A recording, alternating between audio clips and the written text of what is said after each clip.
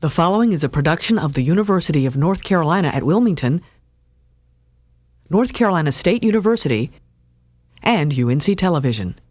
Major funding was provided by Weyerhaeuser Company Foundation, proud to be a leader in forest management, resource conservation, and recycling. Weyerhaeuser, the future is growing. Bank of America, committed to taking a leadership role in protecting our environment. CP&L, committed to the environmental well-being and economic development of our service area. And the Lower Neuse Basin Association, a coalition of 23 local governments and businesses dedicated to providing environmentally responsible wastewater management services in the Neuse Basin.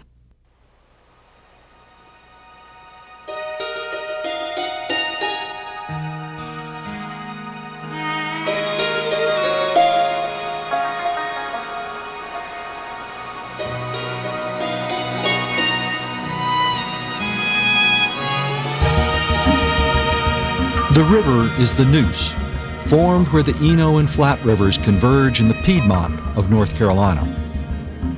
In the upper reaches, the river is often less than 50 feet across and the current is swift. Here is where entrepreneurs built factories and mills powered by the flow of the river. Today, a different kind of dam, built in 1981, creates the Falls Reservoir, a lake of some 11,000 acres and the source of drinking water for the city of Raleigh. Along this stretch of the river, Native Americans built fishing camps and hunted for game. From landings carved along the river's shores, Europeans made their homes also, carving communities from the wilderness. Some grew into towns and prospered. Others vanished with the passing of time. For some 150 miles from this source, until it reaches the city of New Bern, the Neuse is fresh water. At New Bern, the river widens to a mile and salt water from the ocean mixes with the river flow to create a brackish estuary. When, 40 miles below New Bern, the Neuse reaches the Pamlico Sound, it has widened to 5 miles. From the source to the Pamlico, the river's basin encompasses all or part of 23 counties and almost 3.5 million acres.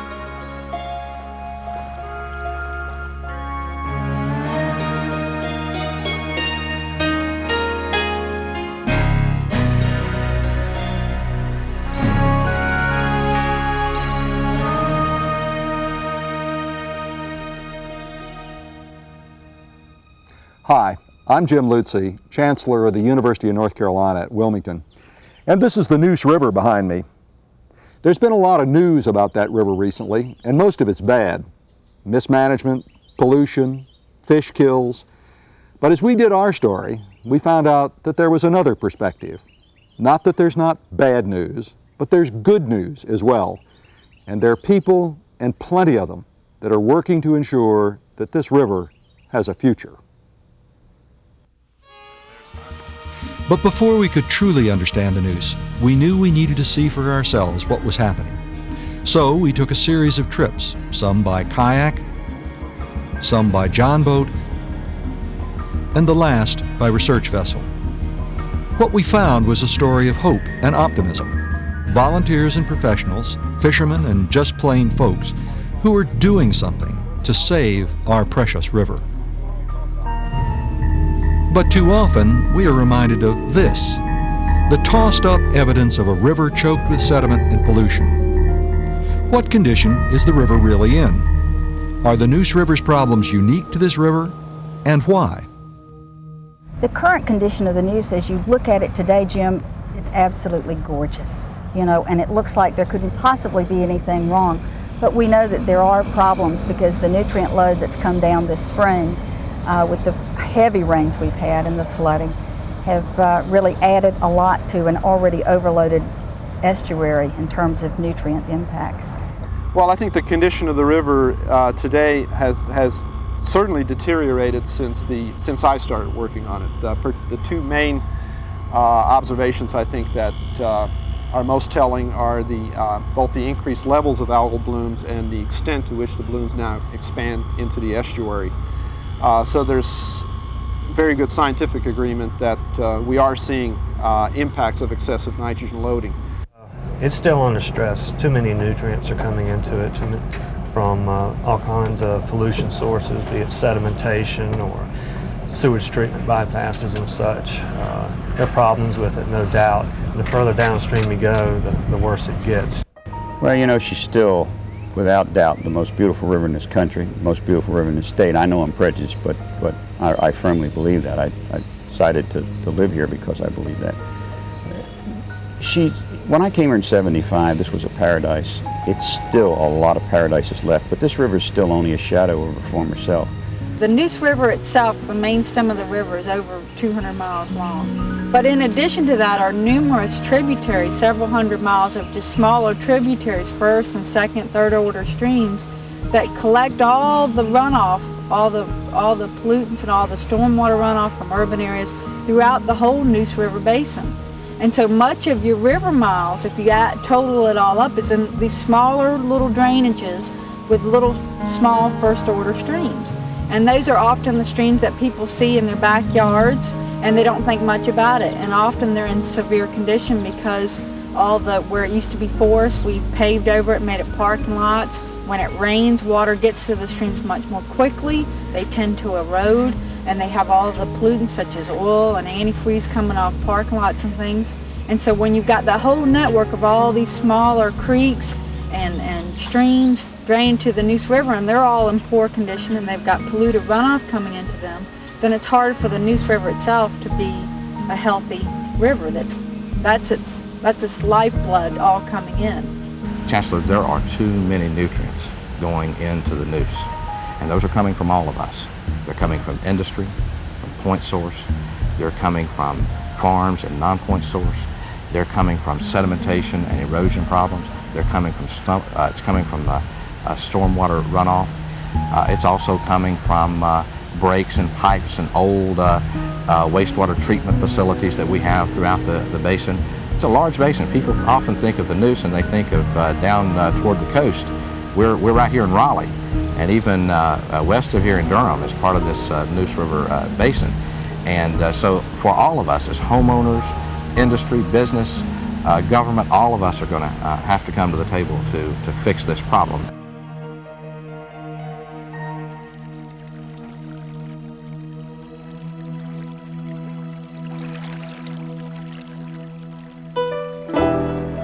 These creeks are clear and free running, the kind of creeks you like to imagine flowing into the Neuse River.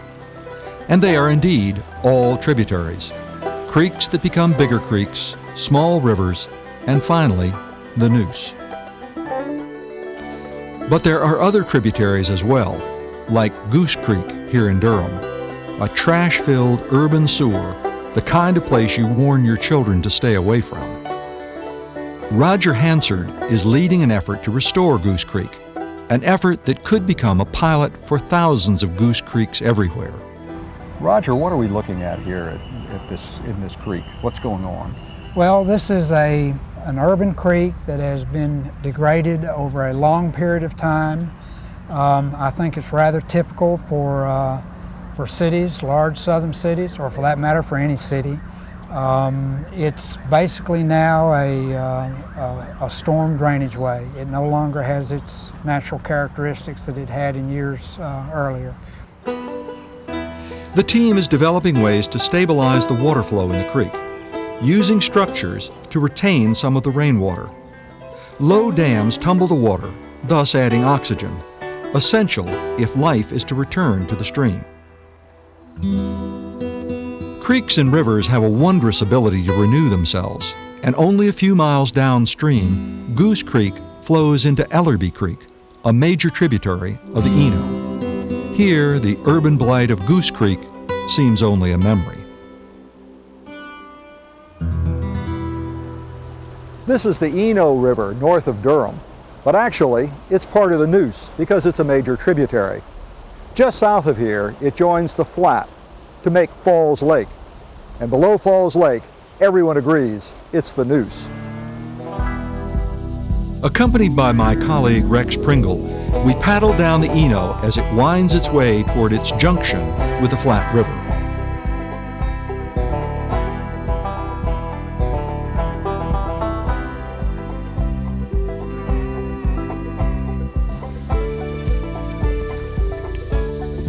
This is where the Flat joins the Eno to form the Neuse. After this, it's 200 miles of Neuse River before it joins Pamlico Sound.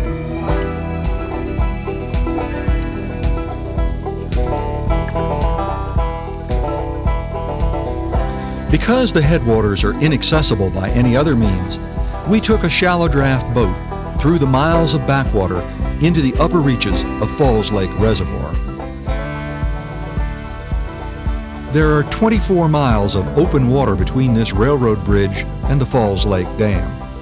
We'll join the Neuse again there, where the river again flows freely.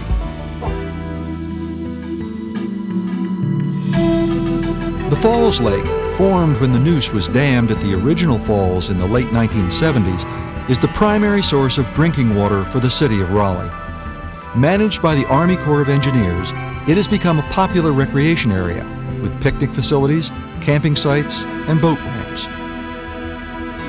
Another part of the lake is wider and more heavily used. On a summer weekend, the waters are crowded with recreational boaters. The Falls Reservoir has indeed changed the river's environment, and at the same time allowed the city of Raleigh to grow.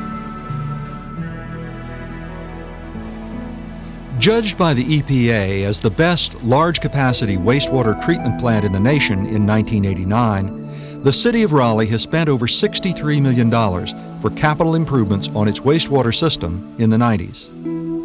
The Neuse River plant uses state-of-the-art nitrification, phosphorus removal, effluence filtration, and ultraviolet disinfection to clean the water before it is returned to the Neuse.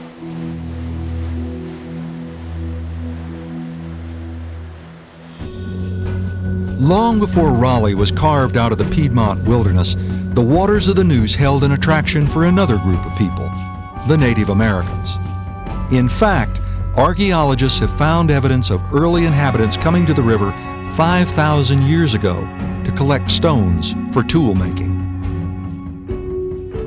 After 1,000 years ago, or perhaps even before that, maybe 2,000 years ago, the function of the site seems to have shifted so that they were doing more domestic things here. Native Americans would gather by the river to catch the fish during their spawning runs and dry them to eat during the winter. The area around the fall line is rich with archaeological reminders that the river has long been a resource for those around it.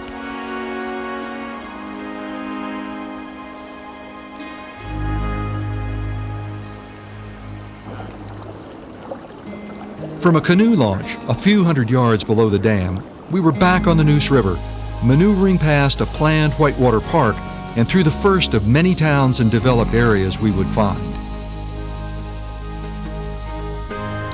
From the water, it is hard to imagine that we are skirting the edges of the state's capital city. Well, the City Council has a Neuse River Corridor project that has been approved. It's a master plan to protect a significant part of the Neuse River that runs through the urban area, in the Raleigh urban area. We are looking to protect the streamline or shoreline buffers through acquiring around 1,200 acres of land along the river, and also to provide opportunities for the public to get on the river and enjoy the natural beauty. Kayaking the Neuse means a portage at Milburnie Dam, just east of Raleigh.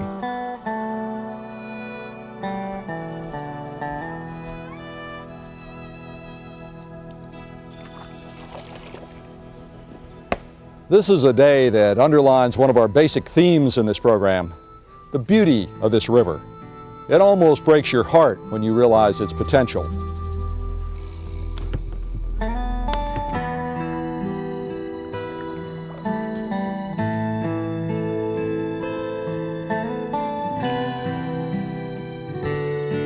While Rex and I explore this part of the river, let's take a look at some of the special problems that plague this middle section of the Neuse Basin.